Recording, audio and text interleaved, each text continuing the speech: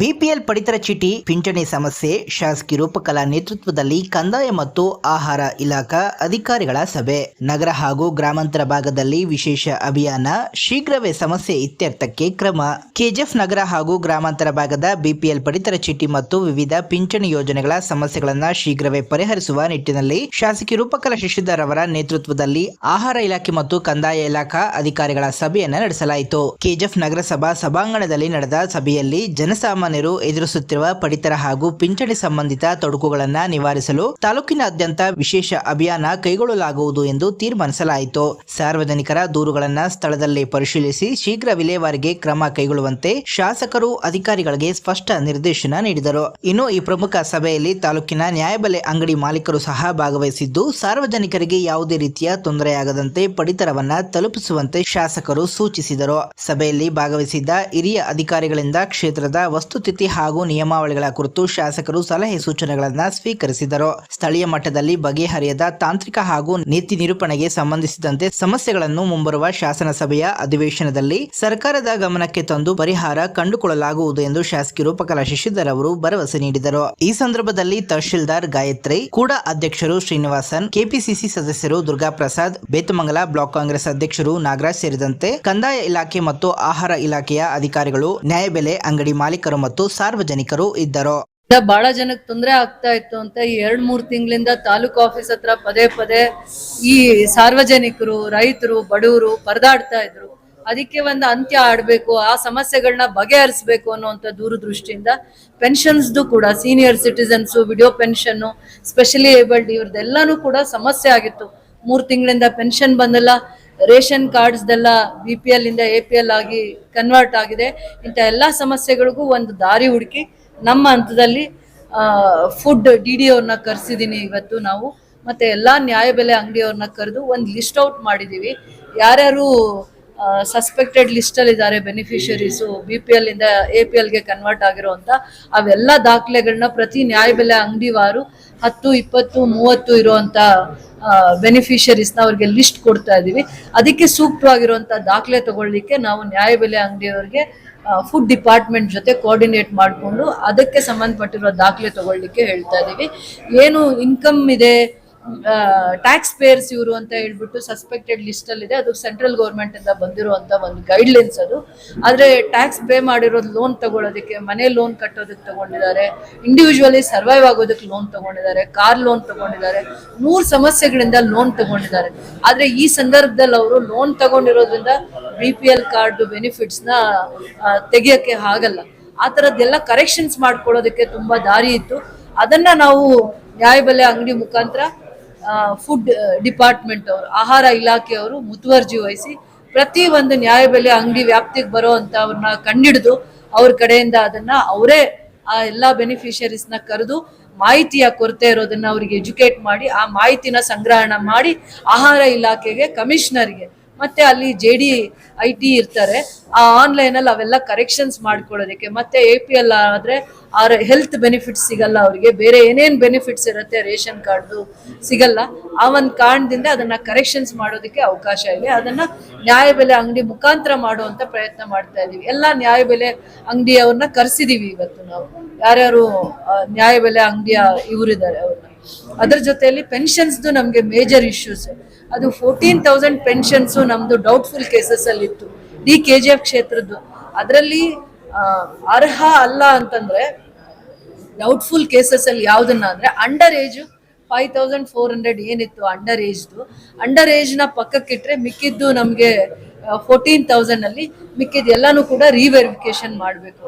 ಹಿಂದೆ under age ಯಾರು ಮಾಡಿಸಿದ್ರು ಆ ಕಾರಣದಿಂದ ಪೆನ್ಷನ್ಸ್ ಎಲ್ಲ ಇಡೀ ರಾಜ್ಯದಲ್ಲಿ ಯಾರ್ಯಾರು ಅಂಡರ್ ಏಜ್ಗೆ ಪೆನ್ಷನ್ ಮಾಡಿಸ್ಕೊಂಡಿದ್ರು ಆಧಾರ್ ಡೀಟೇಲ್ಸ್ನ ಚೆಕ್ ಮಾಡಿ ಅದು ಸಸ್ಪೆಕ್ಟೆಡ್ ಲಿಸ್ಟಲ್ಲಿ ಇದ್ದಿದ್ದರಿಂದ ಯಾರ್ಯಾರು 60 ವರ್ಷನೇ ಆಗಿಲ್ಲ, 65 ವರ್ಷನೇ ಆಗಿಲ್ಲ, ಆವಾಗ ಈ ಬೆನಿಫಿಟ್ಸ್ ತಗೋತಾ ಇದ್ದಾರೆ ಅಂತ ಅವರು ಒಂದು ಮಾಹಿತಿಯಿಂದ ತಿಳ್ಕೊಂಡು ನಮ್ಮ ಜಿಲ್ಲೆಯಲ್ಲೂ ಕೂಡ 90,000 ಜನ ಇದ್ದಾರೆ ಅರ್ಹರಲ್ಲದೆ ಇರೋರು.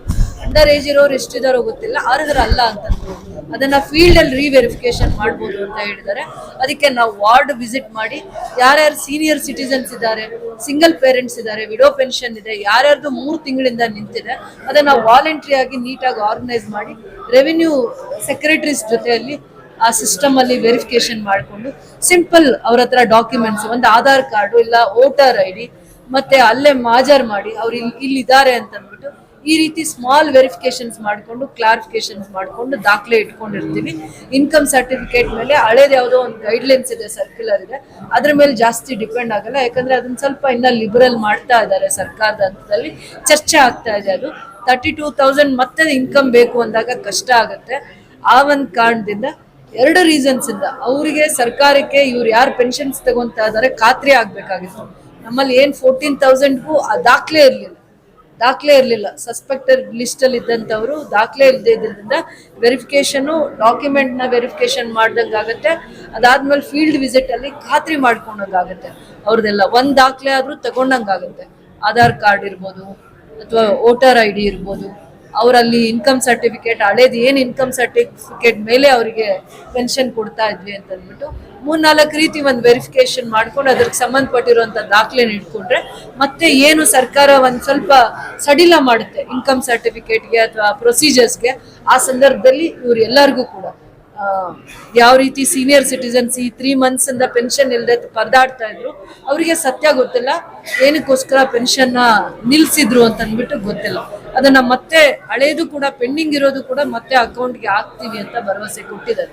ಏನೇನು 2 months ಇಂದ ತಡೆದಿದ್ದಾರೆ ಪೆನ್ಷನ್ಸ್, ಯಾರು ಜುನೈನ್ ಇರ್ತಾರೆ, ಯಾರು 65 ಅರ್ಹರಿರ್ತಾರೆ, 65 ವರ್ಷದ ಮೇಲ್ಪಟ್ಟವರು, ಅವ್ರಿಗೆಲ್ಲ ಮತ್ತೆ ಪೆನ್ಷನ್ಸ್ನ ಅವ್ರ ಅಕೌಂಟಿಗೆ ಹಿಂದೆ ಹೇಗೆ ಬರ್ತಾ ಇತ್ತು ಆ ರೀತಿ ಮಾಡ್ತಾರೆ. ಇಲಾಖೆಗೆ ಕೋಆಪರೇಟ್ ಮಾಡಲಿ, ರೆವಿನ್ಯೂ ಡಿಪಾರ್ಟ್ಮೆಂಟ್ ಆಫೀಸರ್ಸ್ ಬರ್ತಾರೆ, ಸ್ವಲ್ಪ ವಾಲಂಟ್ರಿ ಆಗಿ ಅಲ್ಲಿ ವಾರ್ಡಲ್ಲಿ ಯಾರು ಸ್ವಲ್ಪ ಓಡಾಡ್ಕೊಂಡಿರ್ತಾರೆ ಅವ್ರಿಗೆ ಜವಾಬ್ದಾರಿ ಆಗ್ತೀವಿ. ನಗರಸಭೆ ಮುಖಾಂತರ ನೀಟಾಗಿ ಅವ್ರಿಗೆ ಯಾವ ದಿನ ನಾವು ಯಾವ್ಯಾವ ವಾರ್ಡ್ಸ್ ಅಲ್ಲಿ ರೆವಿನ್ಯೂ ಅಂದ್ರೆ ಪೆನ್ಷನ್ ಅದಾಲತ್ ಮಾಡ್ತೀವಿ ಅಂತ ಮಾಹಿತಿ ಕೊಡ್ತೀವಿ. ಆ ಜಾಗದಲ್ಲಿ ಒಂದು ಮಧ್ಯಾಹ್ನ ಕುತ್ಕೊಂಡು ಅವ್ರಿಗೆ ಪೆನ್ಷನ್ಸ್ ಇರೋ ಇಶ್ಯೂಸ್ನೆಲ್ಲ ಸ್ವಲ್ಪ ಬಗೆಹರಿಸ್ತೀವಿ. ಸಾರ್ವಜನಿಕರಿಗೂ ಕಳೆದ 3 ತಿಂಗಳಿಂದ ಯಾರ್ಯಾರು ಸೀನಿಯರ್ ಸಿಟಿಸನ್ಸು, ವಿಡೋ ಪೆನ್ಷನ್ನು, ಅದಾದ್ಮೇಲೆ ಸ್ಪೆಷಲಿ ಏಬಲ್ಡ್ ಪೆನ್ಷನ್ಸ್ ಯಾರ್ಯಾರು ವಯೋವೃದ್ಧ ಪೆನ್ಷನ್ ಇತ್ತು, ಅದಾದ್ಮೇಲೆ ಸಂಧ್ಯಾ ಸುರಕ್ಷಾ ಇತ್ತು, ಮತ್ತೆ ಸ್ಪೆಷಲಿ ಏಬಲ್ಡ್ ಈ 3 ತರ ಪೆನ್ಷನ್ಸ್ ಕೂಡ ತುಂಬಾ ಸಿಂಪಲ್ ಆಗಿ ಏಜ್ಡ್ ಅವ್ರಿಗೆ ಬರೀ ವಯಸ್ಸನ್ನ ಮಾತ್ರ ನೋಡ್ಬೇಕು ಅಂತ ಹೇಳಿದ್ದಾರೆ. ಅವರು ಆಧಾರ್ ಕಾರ್ಡ್ ಮುಖಾಂತರ ವಯಸ್ಸನ್ನ ಖಾತ್ರಿ ಮಾಡಿಕೊಂಡು ಅಡ್ರೆಸ್ನ ವೆರಿಫೈ ಮಾಡ್ಕೊಂಡು ಅವ್ರದ್ದು ಮತ್ತೆ UDID ಕಾರ್ಡ್ ಇರುತ್ತೆ ಸ್ಪೆಷಲಿ ಏಬಲ್ಡ್, ಆ ತರ ಸಿಂಪಲ್ ಪ್ರೊಸೀಜರ್ಸ್ ನ ಮಾಡಿ ಅವ್ರಿಗೆ ಮತ್ತೆ ಆ ಡಾಕ್ಯುಮೆಂಟ್ಸ್ ಗೌರ್ಮೆಂಟ್ಗೆ ಸಬ್ಮಿಟ್ ಮಾಡಿದ್ರೆ ಥ್ರೂ ಆನ್ಲೈನ್ ಅವ್ರದೆಲ್ಲ ಪೆನ್ಷನ್ಸ್ ಸೆಟ್ರೇಟ್ ಆಗುತ್ತೆ. ಸೊ ಮಧ್ಯವರ್ತಿಗಳ ಹತ್ರ ಹೋಗುವಂಥದ್ದು, ದುಡ್ಡು ಕಳ್ಕೊಳ್ಳೋ ಅಂಥದ್ದು ಮಾಡೋದು ಬೇಡ.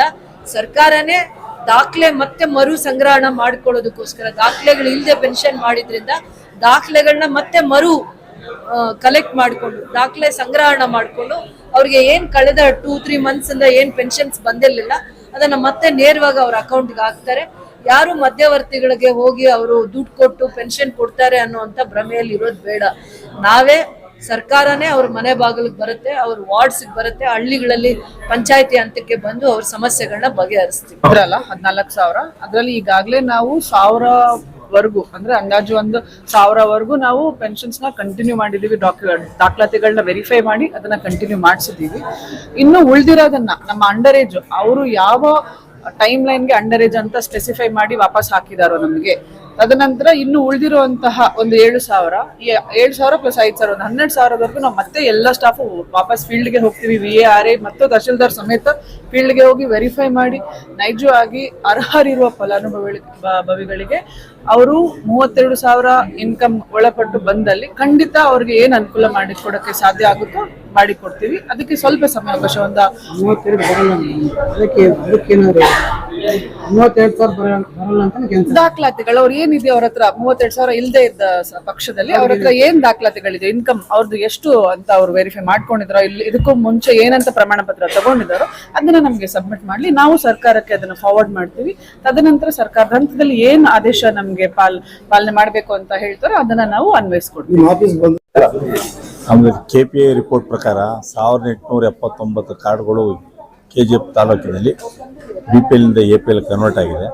ಕಳೆದ ಬಾರಿ ಒಂದು ನಮ್ಮ ಆಯುಕ್ತರ ಕಚೇರಿಯಿಂದ ನಮ್ಮ ITs KD ಅವರೇ ಬಂದು ಮೀಟಿಂಗ್ ಮಾಡಿದ್ದಾರೆ. ಆ ಮೀಟಿಂಗ್ ಮಾಡಿದ ನಂತರ ನಾವು ಪ್ರತಿ ಮನೆಗೂ ಮತ್ತೊಮ್ಮೆ ಭೇಟಿ ಕೊಟ್ಟು ಪರಿಶೀಲನೆ ಮಾಡ್ತಾ ಇದ್ದೀವಿ. ಪರಿಶೀಲನೆ ಮಾಡಿ ಅವರು ಎಲಿಜಿಬಲ್ ಇದ್ದಾರೋ ಇಲ್ವೋ ಅನ್ನೋದನ್ನ ನಮ್ಮ ಆಹಾರ ನಿರೀಕ್ಷಕರು ಪರಿಶೀಲನೆ ಮಾಡಿ ರಿಪೋರ್ಟ್ ಮಾಡ್ತಾ ಇದ್ದಾರೆ. ಪ್ರತಿ ಮನೆಗೂ ಭೇಟಿ ನೀಡ್ತಾ ಇದ್ದೀವಿ. ಈಗ ಶಾಸಕರ ಸೂಚನೆ ಮೇಲೆ ತಕ್ಷಣ ನಮ್ಮ ನ್ಯಾಯಾಲಯಗಳನ್ನು ಸಹ ಇನ್ವಾಲ್ವ್ ಮಾಡ್ಕೊಳ್ಳೋಕೆ ಹೇಳಿದ್ದಾರೆ. ಮಾಡಿಕೊಂಡು ಪರಿಶೀಲನೆ ಮಾಡಿ ಏನಿದೆ ನೈಜವಾಗಿರೋರನ್ನ BPLಗೆ ಕೊಡಲಿಕ್ಕೆ ಕ್ರಮ ತಗೊಳ್ತಾ ಇದ್ದೀವಿ. ಈ KYC ಏನಾಗಿದೆ ಅಂದರೆ ನಮಗೆ ಸರ್ಕಾರದಿಂದ ಪ್ರತಿ 5 ವರ್ಷಕ್ಕೊಂದು ಬಾರಿ ನಮ್ಮ ರೇಷನ್ ಕಾರ್ಡ್ದ KYC ಮಾಡಬೇಕು. ಈ ಬಾರಿ ಆಗಸ್ಟ್ ಮತ್ತು ಸೆಪ್ಟೆಂಬರ್ ತಿಂಗಳೊಳಗೆ KYC ಮಾಡಬೇಕು ಅಂತ ಆದೇಶ ಬಂದಿದೆ. ನ್ಯಾಯಬೆಲೆ ಅಂಗಡಿ ಮಾಲೀಕರಿಗೆ ಸೂಚನೆ ನೀಡಿದ್ದೀನಿ ಮತ್ತು ನ್ಯಾಯಬೆಲೆ ಅಂಗಡಿ ಮಾಲೀಕರಿಗೆ KYC ಮಾಡಬೇಕಾದ ಪಟ್ಟಿಯನ್ನು ನ್ಯಾಯಬೆಲೆ ಅಂಗಡಿ ಮಾಲೀಕರಿಗೆ ಕೊಡ್ತಾ ಇದ್ದೀವಿ. ಅವರು ಈ ತಿಂಗಳು ಮತ್ತು ಮುಂದಿನ ತಿಂಗಳು ರೇಷನ್ ಕೊಡುವಂಥ ಸಂದರ್ಭದಲ್ಲಿ ಪಡಿತರ ಚೀಟಿ ಸದಸ್ಯರು KYC ಮಾಡಿ ಮುಗಿಸ್ಬೇಕು. ಪಡಿತರ ಚೀಟಿ ಫುಡ್ಡು ಕೊಡುವಂಥ ಸಂದರ್ಭದಲ್ಲಿ ಆ ಕಾರ್ಡ್ದಾರಿಗೆ ಹೇಳ್ತೀವಿ KYC ಮಾಡಬೇಕು, ಕರ್ಕೊಂಬನ್ನಿ ಅಂತ ಹೇಳ್ತೀವಿ. ಎಲ್ಲರೂ ಮಾಡಬೇಕು.